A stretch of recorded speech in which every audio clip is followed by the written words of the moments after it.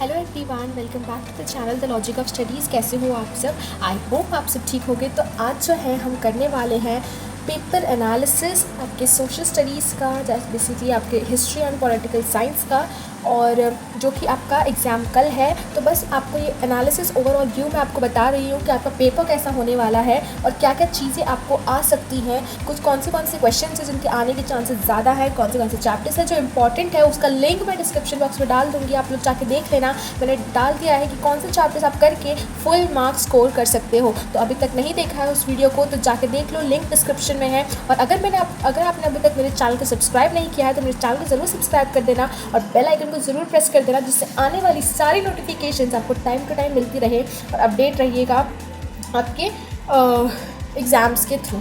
ठीक है, तो चलिए जल्दी से हम स्टार्ट करते हैं, ज़्यादा टाइम ना बकवास करते हुए। तो ये है आपका कुछ पेपर जो ऐसा कुछ दिखता है, राइट। सेकेंड पेज पे चलते हैं हम। ये है आपका पॉलिटिकल साइंस एंड हिस्ट्री, जिसमें से आपको पढ़ना है सब कुछ, कि सारा चीज़ें डिपेंडेंट है इसी टेक्स्ट बुक के ऊपर, है ना। अब तो ये अब ज़िंदगी भर याद रहेगा। तो जल्दी से आते हैं हमारे फर्स्ट पेज पे, जहाँ पे आपका होता है क्वेश्चन नंबर 1A, जो 3 मार्क्स के लिए आपको MCQs पूछा जा सकता है। MCQs मतलब कि आपको यहाँ पे कुछ ऐसे ऑप्शन भी मिलेंगे जो आप कर सकते हो और जिसके कारण आप बहुत इजीली सारे क्वेश्चंस को अटेम्प्ट कर सकते हो। तो यहाँ पे क्वेश्चन नंबर 1A आपको 3 मार्क्स के मिलेगा, जहाँ पे आपको 3 क्वेश्चंस मिलेंगे करने के लिए। तो ये रहा आपका थर्ड क्वेश्चन। तो क्वेश्चन नंबर 1A में जो क्वेश्चन नंबर 1 का जो पार्ट B है वो 3 मार्क्स के लिए अगेन आ जाता है, जिसमें आपको रॉन्ग पेयर आपको पता करना होता है। माइंड माई वर्ड्स कि आपको ये रॉन्ग पेयर 110% आएगा ही आएगा एज क्वेश्चन नंबर B में। ठीक है, तो ये आएगा ही आएगा, तो इसको आप सोच के रख लेना कि ये आने ही वाला है। तो सारे अच्छे से एक एक लाइन अच्छे से पढ़ के जाना, तभी आप ये 3 मार्क्स वाला जो क्वेश्चन है आप अटेम्प्ट कर पाओगे। ठीक है, तो बस ये सारी चीज़ें अच्छे से आप कर लेना। उसके बाद हम आगे बढ़ते हैं। तो यहाँ पे एक सेकेंड, हाँ, तो यहाँ पे आपका देखो ऐसे 3 मिलेंगे और आपको कितने करने हैं ये देखो, आपको इजीली बताया हुआ कि आपको तीनों ही करने पड़ेंगे। उसमें आपको जस्ट आइडेंटिफाई करना है। कभी कभार इन लोग क्या करते हैं कि इन लोग बोलते हैं आइडेंटिफाई करो द रॉन्ग पेयर और बताओ कि उसका करेक्ट पेयर क्या होगा। ऐसे भी क्वेश्चन बन सकते हैं जिसमें आपको सिर्फ 2 अटेम्प्ट करना होता है, जो 3 मार्क्स के लिए होता है। मतलब 1.5 का एक क्वेश्चन होता है, बट इसमें सिर्फ पता करना है कि आइडेंटिफाई द रॉन्ग पेयर, तो आप आइडेंटिफाई कर लो। ठीक है, तो ऐसे करके यहाँ पे आपको इसमें मार्क्स डिस्ट्रीब्यूशन होता है और मैं बता दी कि कैसे आने के चांसेस होते हैं। देन उसके बाद हम आते हैं क्वेश्चन नंबर 2A पे। क्वेश्चन नंबर 2A में आपको 4 मार्क्स के लिए क्वेश्चंस पूछे जाते हैं, जिसमें से आपको एनी 2 अटेम्प्ट करना होता है।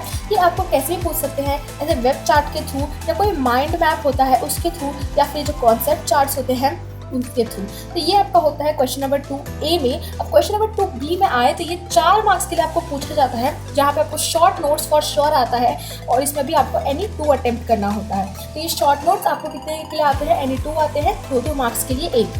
ठीक है, तो 4 मार्क्स के लिए आपको यहाँ से क्वेश्चन मिल जाता है। मतलब क्वेश्चन नंबर 2 में टोटली कितने मार्क्स के लिए क्वेश्चन बन जाता है आप खुद देख लो। क्वेश्चन नंबर 2A में आपको बनता है 4 मार्क्स और क्वेश्चन नंबर 2B में आपको बनता है 4 मार्क्स। मतलब क्वेश्चन नंबर 2 8 मार्क्स का टोटल होता है। ठीक है, अब हम आते हैं क्वेश्चन नंबर 3 पे। क्वेश्चन नंबर 3 जो होता है वो सिंगल पार्ट है, जो आपको 4 मार्क्स के लिए आता है। इसमें आपको स्टेटमेंट जो है उसको आपको वो करना है, बढ़ाना है, उसको लिखना है, आपको उसके बारे में लिखना, आपको लाइक गिव रीजन की तरह। ठीक है, तो ये भी आपको एनी 2 अटेम्प्ट करना है और आपको इसमें 4 क्वेश्चन दिए रहेंगे, एनी 2 अटेम्प्ट करना है, 2 मार्क्स ईच। मतलब आपको मैक्सिमम में बोलने जाओ तो 4 पॉइंट्स आपको लिखने होंगे 2 मार्क्स वाले क्वेश्चन में। अगर आप 4 पॉइंट अच्छे वाले लिखोगे, मतलब सही लिखोगे, तो आपको पूरे 2 मार्क्स मिल जाएंगे। तो ये याद रखना है कि आपको क्या कैसे पढ़ के जाना है। ठीक है, उसके बाद हम आते हैं आगे चैप्टर्स पे। तो यहाँ पे आपका आता है क्वेश्चन नंबर 4। क्वेश्चन नंबर 4, अगर आपका लक अच्छा हुआ तो आपको कभी कभी पैराग्राफ दे देंगे, लेकिन अब जैसे ही हमने प्रीवियस पेपर्स को एनालाइज किया है, मतलब 2-3 साल पहले के पेपर्स को, तो इन लोग ने देना स्टार्ट किया है। मतलब आपको ये पैसेज प्रोवाइड करते हैं, आपको एक्सट्रैक्ट प्रोवाइड करते हैं, जिसमें से अगर आपने कुछ नहीं भी पढ़ा है आप इजीली इतने मार्क्स आप स्कोर कर सकते हो। मतलब ये हो जाता है आपके लिए ग्रेस टाइप ऑफ मार्क्स, क्योंकि आपको उस पैराग्राफ देख के अपने क्वेश्चंस को आंसर ढूंढना है। तो इसको अच्छे से पढ़ के जाना, जिससे आप एक एक क्वेश्चन का आंसर अटेम्प्ट कर पाओ।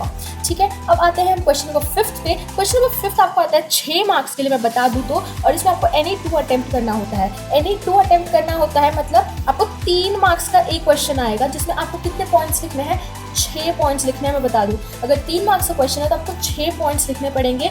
अगर 6 मार्क्स के नहीं बन रहे हैं, जितना टेक्स्ट बुक में दिया हुआ है, अगर आपने उतना भी पूरा लिखा है तो आपको पूरे 3 मार्क्स मिल जाएंगे, क्योंकि जितना आप टेक्स्ट बुक में दिया है आप उतना ही लिखोगे, उससे ज़्यादा तो आप लिखोगे नहीं, क्योंकि जितना टेक्स्ट बुक में इन्फॉर्मेशन प्रोवाइड होगा आप उतना ही कर पाओगे, है ना।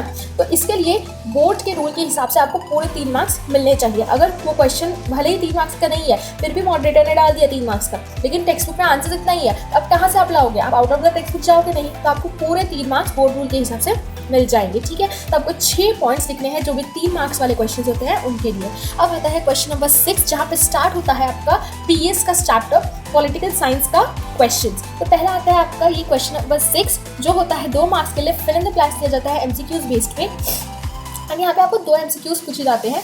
उसके बाद क्वेश्चन नंबर 7 आता है, वो होता है 4 मार्क्स के लिए, जो होता है साइंटिफिक रीजन, मतलब ट्रू और फॉल्स है ये बताना है आपको, और आपको रीजन प्रोवाइड करना है कि अगर ये ट्रू है तो क्या, और फॉल्स है तो क्या है रीजन, ठीक है। तो इसमें भी आपको एनी 2 अटेम्प्ट करना होता है। बेसिकली आपको इसमें आप 2 पॉइंट्स भी लिख सकते हो, बट मैं कहूँगी अगर वो 4 पॉइंट्स वाले हैं तो आप शॉर्टली 4 पॉइंट्स लिख के ही आना, ठीक है। ये हो जाता है आपका क्वेश्चन नंबर 7, जिसमें यानी 2 अटेम्प्ट करना होता है आपको।